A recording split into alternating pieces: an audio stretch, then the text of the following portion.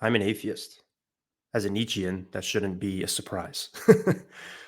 However, I trust and like Christians way more than I do other atheists. And that might sound confusing, right? It's like, dude, if you follow Nietzsche, I mean, the dude literally wrote a book called The Antichrist, right?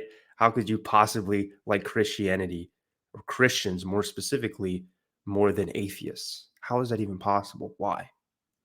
Well, the answer lies within Nietzsche itself, actually, my interpretation of him. And I'm gonna get to that in a second. First, let me just give you a little bit of background on myself. I was raised secular, I guess, and then my dad converted to Catholicism in his like 40s. And I always admired and respected my dad, so I was like, "Oh, I'm gonna do that too," as like a 12-year-old. And then eventually, I went to church every Sunday. I didn't really know what was going on, to be honest. I just went because I just thought it was the thing to do.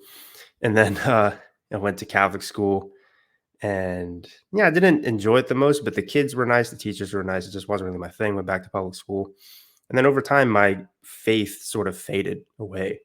I didn't have this sort of thing where I was just Bible thumped from a young age, and therefore just thought Christianity was cringe.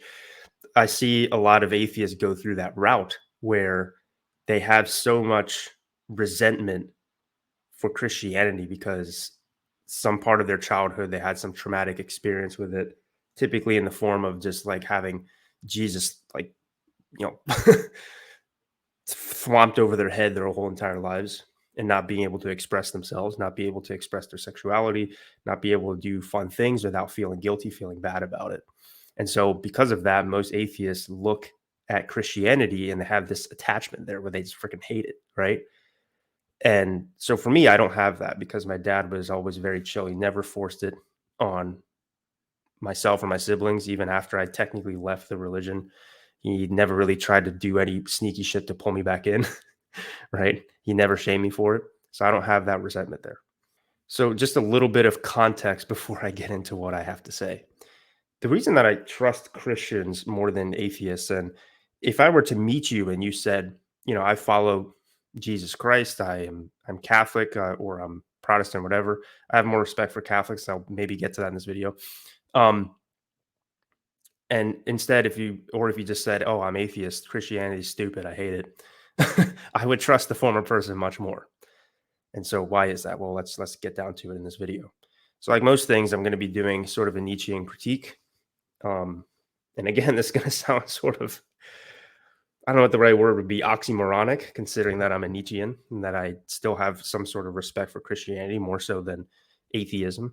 I'm generalizing here, but let's talk about something that maybe fellow Christians or former Christians would know, and this is at the core of what I like and dislike about Christianity at the same time. And oddly enough, that gives me some respect for it. So it's the concept of original sin. Now, the concept of original sin, it can be very dangerous, and this is where the atheists are correct, of like, especially Nietzscheans, where it gives you it's sort of the basis of, or could be argued to be the basis of the guilty conscience, or the bad conscience, I should say, where you feel guilty for doing things that are natural and normal to human beings, right? Like I mentioned earlier, wanting, sexual desires, any sort of hedonic desires that you have, standing out from the crowd, not conforming, you know, um, being a free thinker, criticizing the powers that be, right? So you end up feeling ashamed for doing that. You know what I mean? And I don't think that that's good. However, at the same time, it's the concept that makes me respect Christianity. And it's the thing that makes me respect it over most atheists. Because original sin basically says, okay, you are not good. You're not a good person. You are violent, sadistic, um, for at least from their standpoint, you're evil, and but by the grace of God can you be redeemed for your evilness. You know, this is why when you get baptized, you get your sins cleansed away. You go to confession to be forgiven by God, right? You're nothing compared to God, and you're, if we're going to go into Platonism territory here. You're an imperfect representation of the perfect human being, which is Jesus. But despite that, he loves you anyway. All right. So there's something pretty beautiful about that, which I think is great. Again, I think the bad part is that you feel guilty for having natural desires that shouldn't be admonished. However, I really like the sentiment of that you are sadistic, violent, you're all these bad different things, right? They don't, because I think these are empirically true. That's the key here. This is something that atheists ignore, which I'm going to talk about in a second. And they just appeal to too much idealism. So I agree with these descriptive statements of what human beings are like. It's just that the value judgment of whether that's good or evil is where I mostly disagree. I'll agree on some things, of course, but a lot of things I will disagree with. And nowhere is this better explained than in the Old Testament. The Old Testament, you'll see like tribes conquering other tribes and like killing all of their men and taking all of their women and it's being like, well, this is how it is. It's more sort of that master morality mindset that Nietzsche really enjoyed, his whole thing about worshiping great men and whatnot. At least that's what he's accused of. And then the New Testament is more so um, sort of softening all those things and saving humanity from that state, right? So the whole thing is that God loves men no matter what with that. And what I was taught in Catholic school was that, why is the Old Testament so brutal? Because, and the Old Testament tends to be attacked way more by atheists than the New Testament, by the way. And this is very key to what I'm talking about here. So why are they so brutal? Because the idea is that God was adjusting how he would be perceived by human beings based off the hardness of their hearts. So if everybody's just brutal and sadistic, then you have to appeal to them in a brutal, sadistic way, or they're not going to listen to you or not even going to be able to relate. But then Jesus came along, redeemed, you know, it's been a while, but I'm trying to remember back to Catholic school days, but he basically redeemed all those things and saved humanity in a way. He died for our sins, right? And then since then, um, was the Nietzschean critique, there's been like that whole bad conscience and whatnot. So anyway, I agree with the descriptive statements of what human beings are like. All right. And that's mostly characterized in the Old Testament. This is also why Nietzsche loved the Old Testament and he didn't really like the New Testament as much because he even said himself that the Old Testament is you'll find more epic, amazing stories in there than you even would in the Greek stories. And he loved Greek mythology. He loved everything about the Greeks. So that's a huge compliment from Nietzsche. All right. And so I talked about Christianity for a bit here, why I respect it, just to review just Christianity as a whole. And I'll get to Christian people specifically in a second or in a little bit later. This might be a kind of a long video. So Christianity itself, I respect because I think they have the right descriptive claims about what human beings are like, and that is encapsulated in the idea of original sin. The thing that I disagree with it on is that value judgment of then saying that because you are this way, therefore you are evil. All right. Some of those things maybe I would agree with, of course, but I believe, and as a Nietzschean, it shouldn't be a surprise. If you watch my past videos, it shouldn't be a surprise. I feel like sadism is an inevitable part of human nature. Violence is another way of looking at it. It's an inevitable part of human nature, wanting to feel your power, right? And if you're not able to feel your power, then you create morality in order to justify your lack of being able to express your will to power. Should make sense from a Nietzschean standpoint. You guys watching my channel are probably somewhat familiar with this already. Okay, so let's contrast this with atheists. All right. Now, put aside the whole thing that I said at the beginning of atheists tending to have a very reactive, emotional reaction to Christianity and therefore disliking it because something probably happened in their childhood. If I'm like psychoanalyzing these people, the thing that I really don't like about most atheists is that they, first of all, I talked about this earlier. They tend to attack the Old Testament more than the New Testament. A lot of them think like, oh, well, Jesus actually had a lot of good points, et cetera, et cetera. But he's not God, right? And how could a God allow all the things that happened in the Old Testament? You watch most like Christianity destroyed videos or whatnot. Most of it is quoting stuff from the Old Testament, all right, which is where the gold and the truths are found more from a Nietzschean standpoint. And it's probably a standpoint that I agree with mostly as well. So what's really the problem then? Well, the problem is that there's sort of this idea. I don't know if most atheists realize it, or they just, you know, they actually think this, is that they tend to appeal to the idea that human beings are not inherently bad or inherently evil from a Christian standpoint, of having that original sin, of being inherently sadistic, inherently power hungry, inherently insecure, right? Inherently very flawed, and inherently very dangerous unless they have something to guide them through life. And because of that, it comes across as having this like extreme ignorance about what human beings are really like. And what ends up happening is they end up, uh, things like idealism end up being really alluring to those types of people. And it doesn't, I'm not saying that I don't like idealism inherently. I mean, a very Christian philosopher, Hegel, is like the the godfather of idealism, more specifically German idealism. So I'm not saying that Christianity doesn't have that as well, but I think actually that most atheists, they are more influenced by Christianity than they think, more specifically the New Testament, and they don't want to admit it, or maybe they're not aware of it. It's probably the latter. And so things like mercy, things like compassion, think like those things are new ideas that weren't really a thing, um, before before the New Testament and the popularization of Christianity. And so somebody might counter that. There's one counter that atheists have. They call it evolutionary morality, where morality, um, and working together, uh, and therefore things like compassion, all that is something that was sexually selected for, or potentially even naturally selected for as time goes on, and that's where we have our conscience and everything. But that's just simply not true.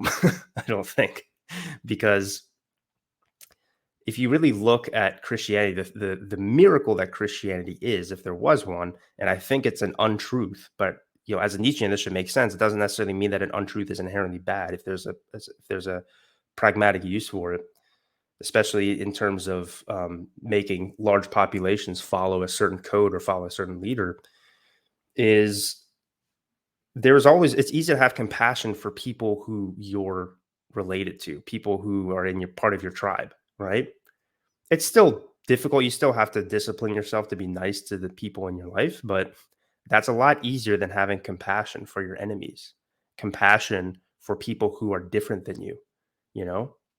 And at least at its core, that is sort of a revolutionary thing that Jesus taught, is that we are all equal under the eyes of God, right? Um, there's not really like we're all nobody's better than the other person because we're all so inferior to God, and whatever, right? There might be differences in talent and whatnot, but we're all technically equal because we're nothing compared to the platonic form of a man, which is Jesus Christ. And so atheists, I think, start off with this assumption that they don't even realize is something that was implanted in their brain based on the society that they grew up in. As somebody who wasn't raised Christian until he was like in his teen years, that's still an idea that's deeply embedded within uh, your school system, within our society itself, especially from the West. It's a combination of that and Enlightenment ideals that are also heavily influenced by Christianity, more specifically the New Testament. And one of these people that was really inspired by that, I don't know if he says it explicitly or not, probably not, was a French philosopher named Jean-Jacques Rousseau.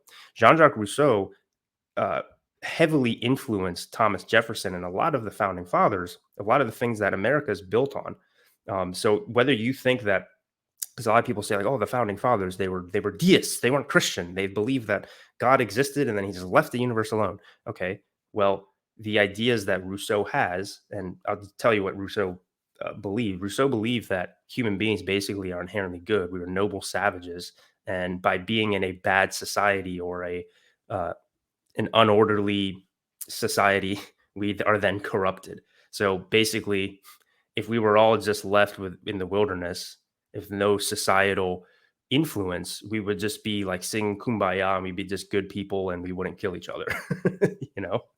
And that is the type of idea that that plus the blank slate from John Locke, the blank slate theory, helped to form the idea of the social contract within the United States, that all men are equal under the eyes of God and are free to have, life, liberty, pursuit of happiness. You Americans watching this, which is most of you, I imagine, you remember this from history class, or I'm sorry, just from, well, history class, but just school in general, right? The Pledge of Allegiance you do every morning.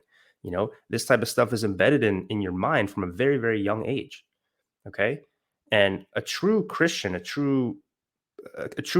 won't fully buy into that because it's not actually true. And it's not what's actually taught in the Bible, that we are like inherently good people that deserve freedom. you know, it says that we are inherently evil, you know, and this is something that, and I think all of the empirical evidence is on that side of, again, the descriptive statements. And so with atheism, they take that Rousseauian, because they don't have that structure, or they don't have that, they're not taught that, right? They're taught more that neo-Christian Enlightenment Rousseauian ideal that inspired somebody like Thomas Jefferson, and therefore how you're raised in our society. Um, and they just take that and they just assume it from the get-go, and there's no evidence for that at all. In fact, all the evidence is the complete opposite. Look at all of human history, right? I think it's undebatable. And yet most atheists will take that and then they'll have some idealistic utopian vision of the future. And it just comes across as childish. It does. And so that's why, if there's any atheists that I do respect, they're fellow Nietzscheans who are who have a good understanding of history, who have a good understanding of psychology, and understand and can give things like Christianity its due, even if they technically don't believe in it, if they don't believe that Jesus Christ was actually God.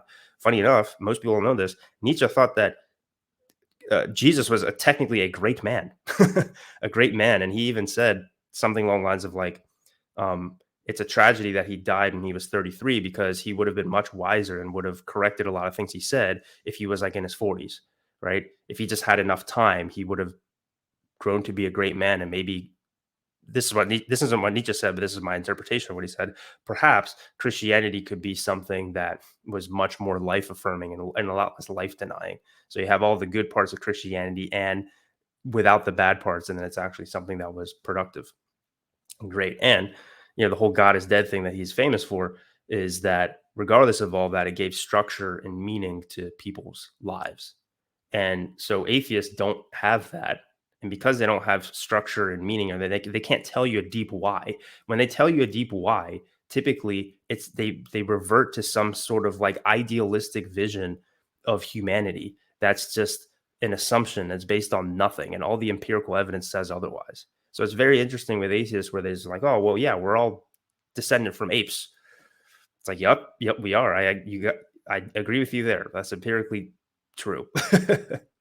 And yet they don't look at how apes react. They don't like to acknowledge how violent and sadistic they are. And they don't like to think, or maybe that's how we are deep down, and that we need to find a way to not suppress that, but to transmute it into something else in order to not destroy each other. Or even so, and this is something that most atheists don't want to talk about, but this makes sense in a Christian worldview, is that aggression and violence and sadism feels good. When you're shitting on somebody that you have contempt for, that feels good, right? You feel powerful. When you're doing naughty things, you feel good. A lot of atheists will look at that and be like, "Oh, there's something wrong with you. Like that. That's not how human beings should be. You must be evil, whatever, right?" But without realizing that they're actually appealing to a concept that was sort of formed in Christianity. Christians, at least, like I said, it makes perfect sense in a Christian worldview. Well, you feel that way because you're evil, and you can only be saved through the love and by accepting Jesus Christ and following the way of God, right? So I do find that there's, ironically, from a psychological standpoint, I feel like Christianity is much more honest and much more correct in terms of its descriptions of what human beings are actually like, compared to what most atheists believe in, you know?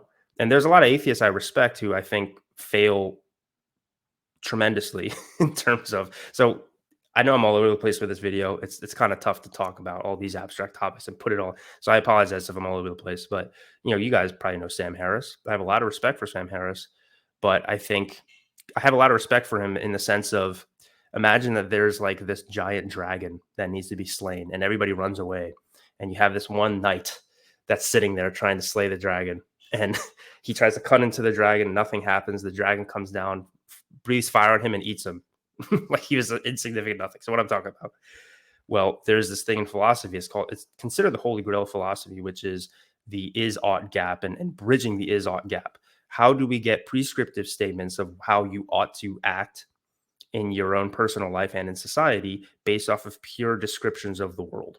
How do you do that? How do you bridge that gap? And Christianity basically kind of says that you can't really do that, right? Like, um, because God said so, right? It sounds maybe childish or whatever, but at the very least, it makes sense, I think. And then atheists like Sam Harris try to bridge that gap. And if you look at his arguments, and specifically a book called The Moral Landscape, it just doesn't work. A lot of other atheists have tried to do that too. So they don't really have any justification at all. And this is where the trust part comes in, of why I trust Christians and I like Christians better than atheists. They don't have any sort of justification at all to be a good person. They just don't. And this is because, look, like, all the empirical evidence of what human beings are actually like is antithetical to what they say. And even if they do find empirical justifications, they start off with the value judgment of, oh, I want to be nice to people. I want people to be nice to me. And let me find evidence for that first. Well, this first thing that you already start off with is a Christian idea, the very Christianity that you tend to lambast and lampoon as an atheist, right? So they're already like done from the get-go from my standpoint.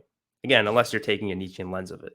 And speaking of Nietzsche believed, and this is at the beginning of Beyond Good and Evil, at the introduction, is he believes that we need to have falsifications of the world in order to live, right? And he believes that something like Christianity is a falsification of the world, that it might not necessarily be true, but it is something that is true from your perspectival view, your perspective of the world, and it gives structure and meaning and order to your life. And you have to. This isn't a Nietzschean analysis. More like, this is more Kierkegaard. You have to take a leap of faith that, like, that means something. That's correct. That you live a virtuous Christian life, regardless of what evidence is there. Look, skeptics hate that type of thinking. I personally love that's sort of the thinking of the American pragmatists. So William James, I personally love William James. A lot of skeptics hate him. That's for a whole other video. But you need to create falsifications of the world in order to live, right? And Christianity is a falsification of the world that most people needed in order to give structure to their lives. And that's why the whole thing of God is dead. I think a lot of people, like Jordan Peterson fans, who I also respect, by the way, I love Jordan Peterson, but I think he's kind of incorrect here, is that he said, like, oh, well, when Nietzsche said God is dead, it was by no means triumphant, or like, it wasn't actually a good thing. It wasn't a bad thing either.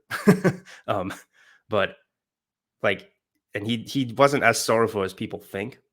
That's for a whole other thing. But anyway, I think other people who make content on Nietzsche have already covered that extensively. So whatever, but maybe I can make a video about it in the future.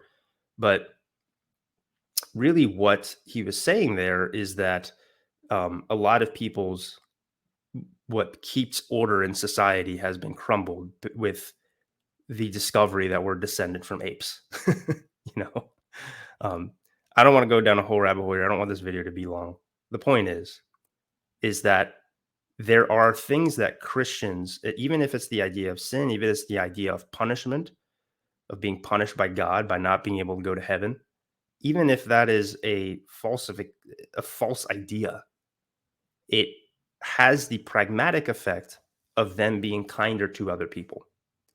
And this is something that I've tried basically my whole life, throughout my whole philosophical journey, is to try to bridge that is versus ought gap of, like, what makes me like, how can I justify being kind to other people, being kind to myself, living a great life, if all of this might just be pointless, if I don't actually think that there's a life beyond this?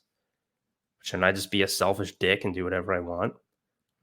And Nietzsche has an answer to this, not in the form of ethics, but in the forms of living a great life, which is the eternal recurrence, right? You should live your life as if you believe that's going to be on repeat forever and ever and ever. And there's a lot of new scholarship on this where actually it seems that Nietzsche truly believed that um, that this is possible. I think he started off with the value judgment of I want to affirm my life. And then after making that value judgment, he wants to be like, okay, how can I justify making this life meaningful? And based off that, he came off of this idea of eternal recurrence, where you live your life over and over again for eternity, right? So, uh, what's at stake there? Well, that means that if your life sucks now, you better make it great or make it good and meaningful, because otherwise your life is going to suck, right? It's not a fatalistic or as deterministic of a mindset as people think, because it inspires you to action of, oh, if your life has sucked so far, there's nothing you can do about it, you got to let it go. You're going to be living that forever, but you might as well make the rest of your life meaningful. The problem that I have with that, dare I say a Nietzschean critique of Nietzsche, is that it doesn't justify or give you any reason to be kind to other people, because Stalin, for all intents and purposes, lived a great life from his perspective. He conquered, did whatever he wanted, had full of power, and he died in his sleep. He didn't have any sort of violent death. If he just plays his own personal life over and over again, um, he's going to have a great time, but everybody else around him is dying, right? So something that I came up with just personally for myself, I had like a dream about it, is I take the idea of eternal recurrence and then I project that out onto all different humans. As in, like, well, what justifies me to be nice to other people? Because one day I'm going to be living their life too, right? I live my life on eternal recurrence, but I also live the other lives of other people. And I take this from the idea of the oversoul from Ralph Waldo Emerson, of that we're all kind of in a way sort of part of a collective oversoul in a sense. And because of that, a lot of the things that we talk about or things that relate to you relate to me. And there's sort of this connection that all human beings have, even if we come from different tribes and whatnot. So a good example is like if you're in a crowd, right? And a crowd starts cheering, you'll naturally start being like, you'll start wanting to do what the crowd does, even if the crowd isn't technically part of your tribe, right? So that's some empirical evidence to maybe justify it. But I'll admit that I don't have empirical evidence to.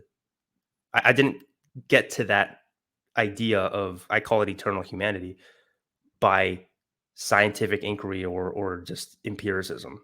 It's something that it's sort of an idealistic idea that I have in order to justify being kind to people without um, having the potential punishment of not getting into heaven, you know?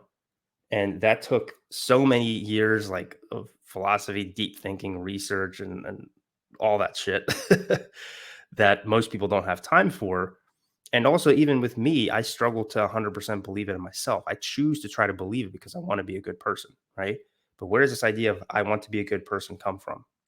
It comes from Christianity. It's a newer idea than people think of. I want to be a good person, treat others the way you want to be treated, the golden rule. Those are way more newer ideas than people think that atheists take for granted. And because of that, because most people need some sort of punishment or some sort of consequence to not being good, right? Especially if they don't think that other people are watching.